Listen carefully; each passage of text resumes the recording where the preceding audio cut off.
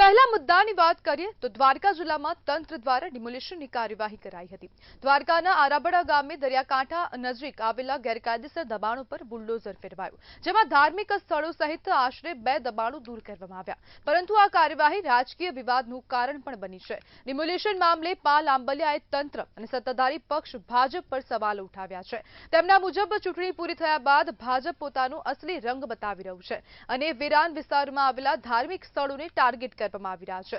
દરિયાકાંઠે આવેલા ગેરકાયદેસર દબાણો, જેમાં મંદિર અને દરગાહ જેવા ધાર્મિક સ્થળોનો સમાવેશ થાય છે, તેને દૂર કરવાની કાર્યવાહી કાયદેસર રીતે યોગ્ય ગણાય, ખાસ કરીને જ્યારે વિસ્તાર ઇકો સેન્સિટિવ અથવા તો કોસ્ટલ નિયમો હેઠળ આવે છે। પરંતુ વિવાદનું મૂળ પસંદગીયુક્ત અમલના આક્ષેપમાં છે।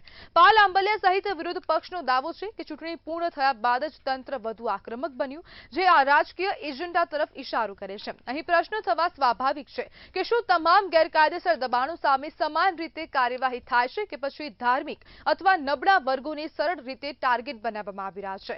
જો કે કાયદાનો અમલ પારદર્શક અને સમાન ન હોય તો તે તણાવ અને અવિશ્વાસ પેદા કરે છે। નેતાઓ અને પ્રભાવશાળી લોકો દ્વારા કરાયેલા દબાણો સામે કાર્યવાહીનો અભાવ હોય તો તંત્રની વિશ્વસનીયતા પર પણ સીધો અસર પડે છે।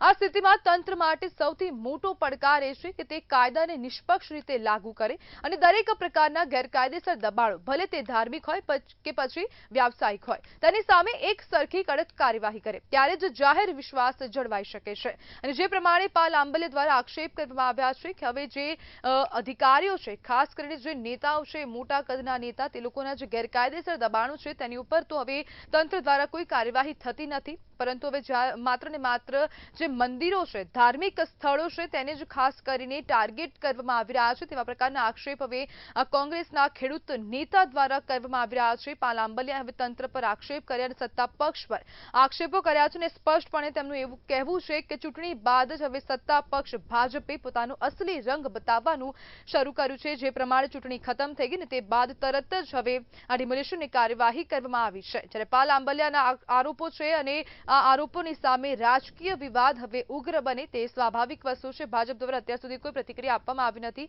કારણ કે પાલ આંબલિયા દ્વારા જે આક્ષેપ કરવામાં આવ્યા તો પ્રતિક્રિયા હજુ સુધી આવી નથી, પરંતુ તેવું લાગી રહ્યું છે કે ટૂંક સમયમાં ક્યાંક ને ક્યાંક પ્રતિક્રિયા ક્યાંક કોક નેતા આપશે। પરંતુ હવે આ વચ્ચે પ્રશ્ન અહીંયા પણ ઉભા થઈ રહ્યા છે, કારણ કે જે પ્રમાણે પાલ આંબલિયાએ આક્ષેપો કર્યા કે હવે જે નેતાઓ છે તે લોકોના દબાણ ઉપર કોઈ કાર્યવાહી થતી નથી, જે પ્રમાણે તેમને ગેરકાયદેસર રીતે બાંધકામ કર્યા છે, પોતાના બંગલા ચણી દીધા છે, ઓફિસો બનાવી છે, પાર્કિંગ બનાવી દીધા છે, તેની ઉપર કોઈ પણ પ્રકારની કાર્યવાહી થતી નથી ને બુલડોઝર એક્શન થતું નથી। માત્ર ને માત્ર ગરીબ વર્ગ અને ખાસ કરીને આ જે ધાર્મિક સ્થળો છે તેને ટાર્ગેટ બનાવવામાં આવી રહ્યા છે।